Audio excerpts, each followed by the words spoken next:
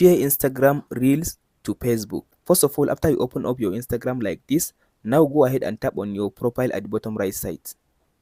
After you tap on your profile like this, now tap on this, as you can see now, this menu at the top right side, and go to this account center. After you open your account center, all you have to do now, scroll all the way to down and tap on this share across profile.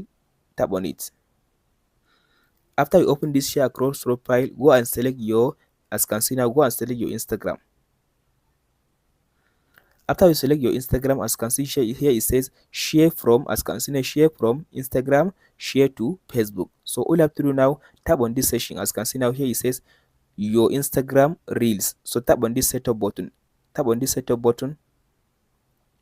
So as you can see now, tap on this allow button. If you tap on this allow button now, whenever you upload a reels on your Instagram, it will automatically be shared. It will automatically be uploaded to your Facebook account.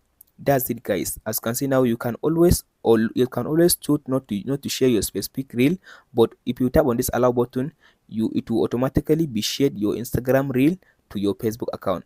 Hope this video helps you out. Don't forget to like and subscribe. Thank you for watching, guys. We'll meet in the next.